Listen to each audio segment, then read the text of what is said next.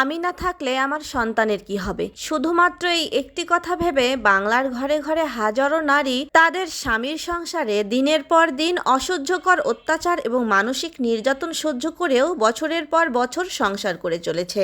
মা হওয়ার আগে যে মেয়েটা প্রচন্ড আবেগী থাকে, অল্প একটু কষ্ট পেলেই যার মরে যেতে ইচ্ছে করে, কিন্তু মা হওয়ার পর না সেই মেয়েটাই আবার মৃত্যুকে ভয় পায়। তার পেছনে কারণ কিন্তু একটাই, ওই যে আমি না থাকলে আমার সন্তানের কি হবে। হ্যালো এভরিওয়ান, আসসালামু আলাইকুম। সবাই কেমন আছেন? আশা করছি সবাই ভালো আছেন। আলহামদুলিল্লাহ আমরাও কিন্তু বেশ ভালো আছি। বেশ কিছুদিন থেকে ঠান্ডাটা কিন্তু একটু বেশি পড়েছে। বাহিরে কিন্তু একটুও রোদ ওঠেনি, একদম ঝাপসা দেখা যাচ্ছে, মনে হচ্ছে হালকা হালকা কুয়াশা পড়ছে। আর আমার মেয়েটাকে দেখেন ব্যালকনিতে কেমন দাঁড়িয়ে আছে। তার বাবা অফিসে চলে গিয়েছে, তাই সে দাঁড়িয়ে দাঁড়িয়ে দেখছিল আর কি। আমরা বাড়ির বউয়েরা সারাটা দিন সংসারে কত রকম কাজ করে থাকি, তাই না? তারপরেও দেখবেন বেলা শেষে আমাদের কাজগুলো না তেমন একটা কারো চোখেই পড়ে না। সারাদিন সংসারে অনেক কাজকর্মই হলো, এখন কিন্তু বিকেল হয়ে এসেছে আর আমার মেয়ে তখন থেকে পিছে পিছে ঘুরছে। সে রুটি খাবে, আসলে সে ডিম দিয়ে পাউরুটি ভেজে খেতে খুবই পছন্দ করে। আসলে সে যে একা খেতে পছন্দ করে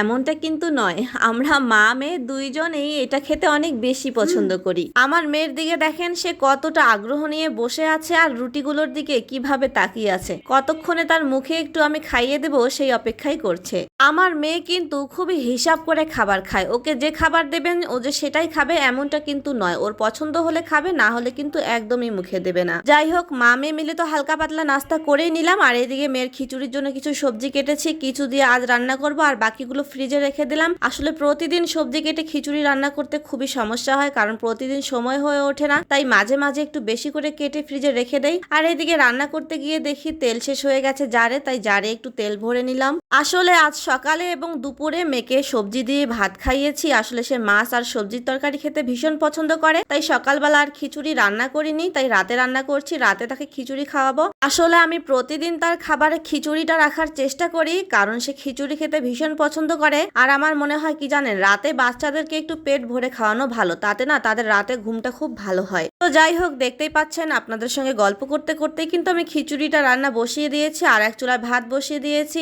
আর কিছু হাঁড়ি পাতিলও ছিল সেগুলো পরিষ্কার করে নিয়েছি। আর এখন ভাবলাম যে রান্নার জন্য সবকিছু একেবারে রেডি করে নেই। আসলে এখন যেহেতু মাসের শেষ আর ফ্রিজ কিন্তু একদমই ফাঁকা, বরকে বলছি যে ফ্রিজে কিছুই নেই রান্না করার মতো। সে বলছে যে যা আছে সেগুলোই দিয়ে এই কয়টা দিন চালিয়ে নাও। হাত একেবারেই ফাঁকা, এখন বাজার সদাই কোনো কিছুই করতে পারবো না। সে বলছে যে দেখি তুমি এই কয়টা দিন কিভাবে চালাও, তোমার একটা পরীক্ষা হয়ে যাক। আচ্ছা, আমরা বাড়ির বউয়েরা কি সারাটা জীবন শুধু সংসারে পরীক্ষায় দিয়ে যাব?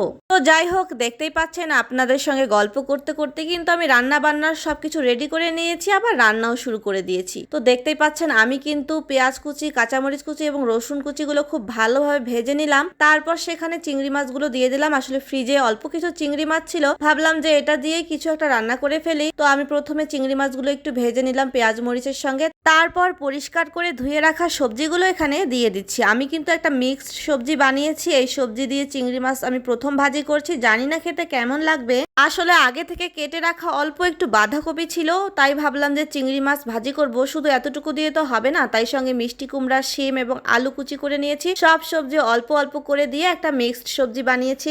এর আগে কিন্তু আমি কখনো এইভাবে চিংড়ি মাছ ভাজি করিনি সবজি দিয়ে, এই প্রথম করলাম। মনে মনে কিন্তু অনেক ভয়ে ছিলাম, খেতে না জানি কেমন লাগবে, কিন্তু বিশ্বাস করেন ভাজিটা খেতে না অনেক বেশি মজা হয়েছিল।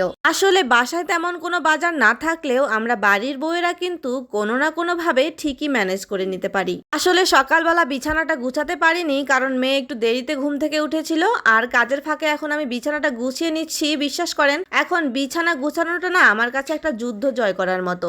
আসলে বিছানা গুছানোর সময় আমার মেয়ে এত বেশি বিরক্ত করে কি বলবো। আর এই দেখেন আপনাদের সঙ্গে গল্প করতে করতে কিন্তু রান্না বান্না একদম শেষ হয়ে গেছে। আর আমি কিন্তু বেশি কিছু রান্না করিনি, ভাজি করেছি আর সকালের একটু শুটকি ভর্তা ছিল। এ পর্যন্তই। তো আজকের ভিডিওটি এখানে শেষ করছি। আল্লাহ হাফেজ।